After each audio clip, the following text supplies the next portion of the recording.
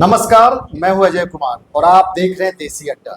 हमारे साथ हैं देसी अड्डा के संपादक राकेश तिवारी। देखिए, बिहार में के राजनीतिक गलियारों में एक बार चर्चाओं का बाजार फिर गर्म है। ऐसा कहा जा रहा है कि मुकेश सहनी पाला बदलने वाले हैं और मुकेश सहनी आरजेडी को छोड़कर फिर से एक बार एनडीए में शामिल होने जा रहे हैं, ऐसी चर्चा है। मुकेश सहनी को मंत्री बनने का भी ऑफर दिया जा रहा है।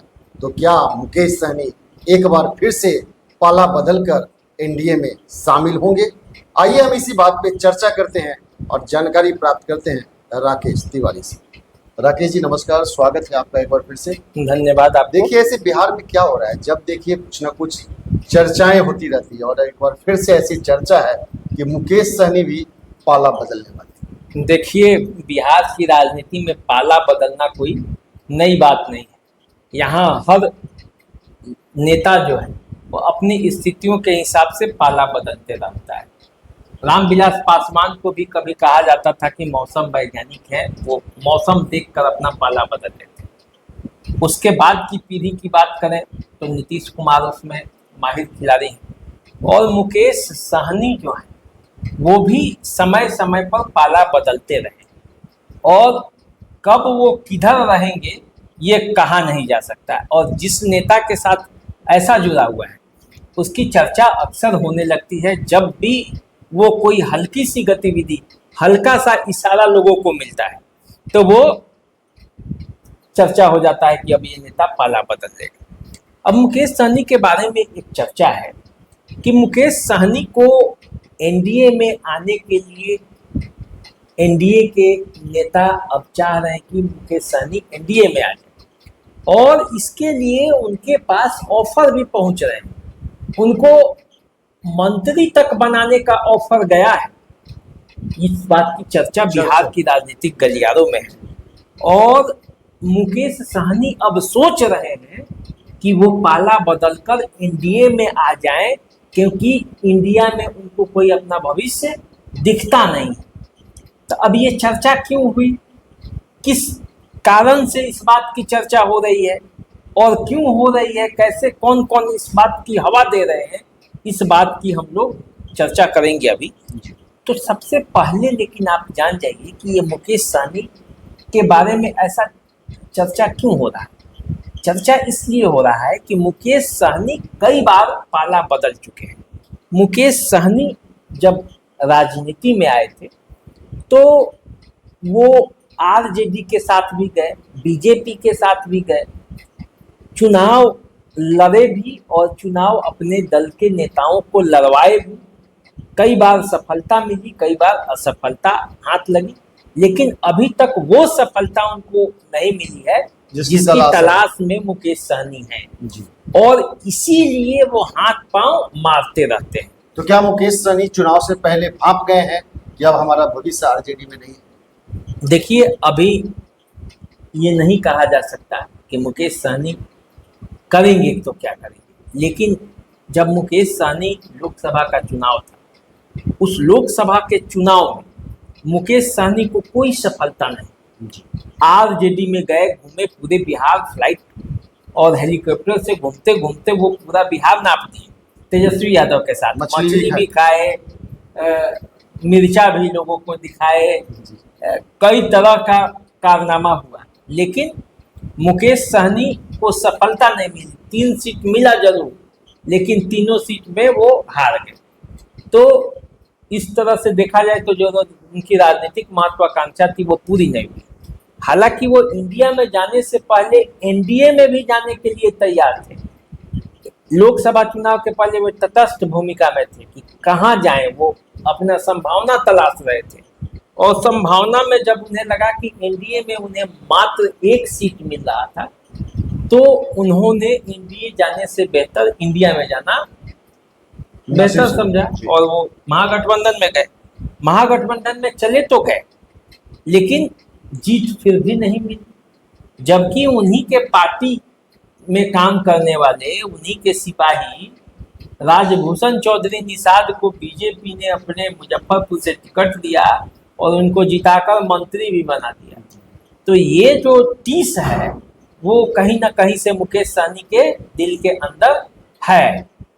और अब देखिए क्या हुआ इस बीच, और क्यों इस बात की चर्चा है कि मुकेश सहनी एनडीए में जाएंगे। दरअसल इस बीच मुकेश सहनी के पिता की हत्या हो, और हत्या होने के बाद बीजेपी नेताओं ने जिस तरह से सहानुभूति उनके साथ प्रकट किया, अपनी करीबी उनसे दिखाया, प्रधानमंत्री ने भी उनको फ़ोन करके उनको श्रद्धांजलि दी, संवेदना व्यक्त किया, उनके साथ खड़े रहने का आश्वासन दिया।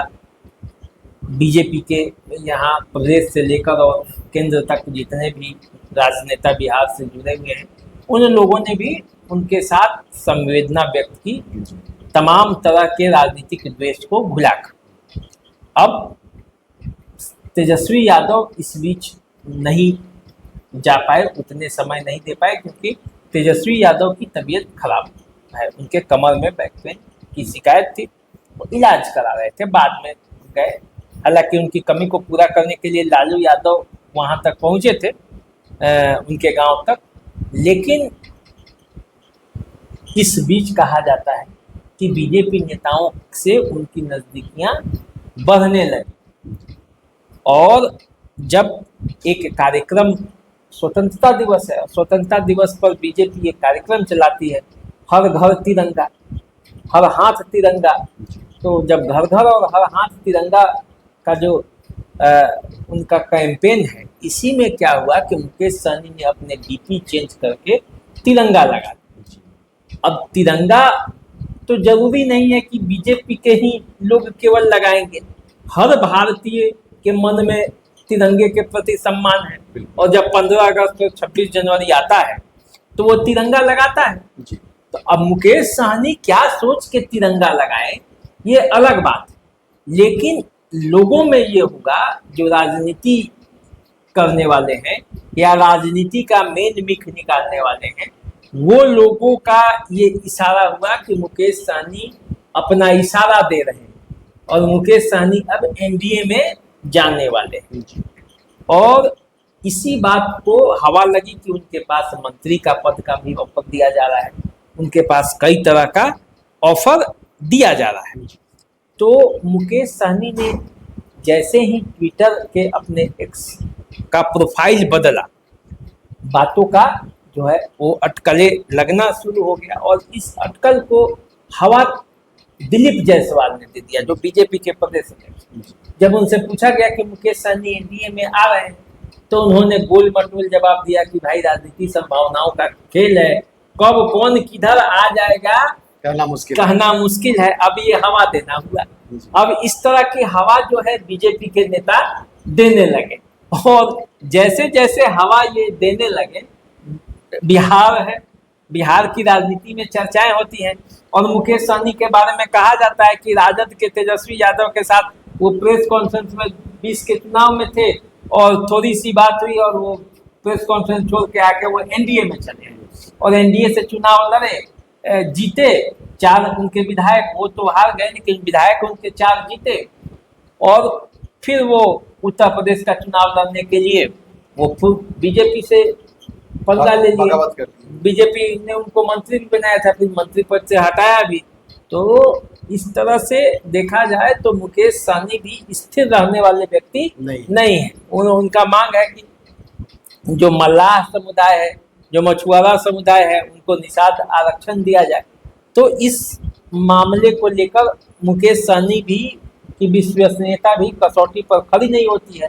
तो उसी तरह उनको जैसे ही कोई बात होती है तो ये हल्ला हो जाता है, और यही हल्ला हुआ है कि मुकेश सहनी पाला बदलने वाले हैं, उनको मंत्री तक का ऑफर है। जबकि मेरा मानना है कि अभी चुनाव में देरी है, और जब तक चुनाव में देरी है, जब तक चुनाव नहीं आता है, और तेजस्वी यादव और मुकेश सहनी का बॉन्डिंग जो है वो भी काफ़ी अच्छा है। 2 बिहार के नौजवान, कहा जा रहा है कि 2 नौजवान मिले हैं तो बिहार की तकदीर बदलेंगे। मल्लाह, यादव, मुस्लिम, इस लोगों का एक कम्बिनेशन बनेगा, और बिहार की राजनीति में तेजस्वी यादव मुख्यमंत्री बनेंगे। ये दावा आरजेडी के तरफ से और महागठबंधन के तरफ से होता है। तो अभी मुझे जो है वो लगता नहीं कि अभी समय है। यदि मूड बदलेंगे भी मुकेश सहनी, तो अभी वो इंतजार करेंगे, देखेंगे कि हवा किसका कहाँ पे है, क्योंकि नया प्लेयर है, नया प्लेयर हमेशा इंतजार में रहता है कि कौन जिधर हवा होगा उधर ही जाएंगे, क्योंकि उनके पास ऑप्शन है जाने का, बिल्कुल उनके पास खोने के लिए कुछ है नहीं, पाने के लिए बहुत कुछ है। बहुत कुछ है, तो तो जिधर से ज्यादा पाने की संभावना होगी वो उधर ज्यादा मूव करेंगे। तो सच्चाई यही है कि मुकेश सहनी के बारे में जो कहा जा रहा है, राजनीति में तो कुछ कहना बड़ा मुश्किल होता है, खास करके बिहार की राजनीति में, लेकिन अब कितना ऑफर है और कितने ऑफर ये चर्चा है। मुकेश सहनी खड़े उतरेंगे, ये आने वाले समय में पता चलेगा, लेकिन चर्चाओं का बाजार गर्म है और मुकेश सहनी के नाम की चर्चा भी बिहार की राजनीति में खूब हो रही है। तो बिहार की राजनीति में मुकेश सहनी के नाम की चर्चा हो रही है, क्योंकि अभी अभी उन्होंने डीपी बदला है और डीपी बदलते ही चर्चाओं का बाजार जो है गर्म हो गया है और एनडीए की तरफ से ये तूल दिया जा रहा है कि मुकेश सहनी हो सकता है कि एनडीए में शामिल होंगे। और मुकेश सहनी शामिल होंगे कि नहीं होंगे ये आने वाला समय बताएगा, लेकिन बिना आग लगे धुआं तो उठती नहीं, तो कहीं ना कहीं आग लगी है। तो आप इंतजार कीजिए कि मुकेश सहनी पाला बदलते हैं कि नहीं बदलते हैं, ये समय बताएगा। हमारा नमस्कार स्वीकार कीजिए। नमस्कार।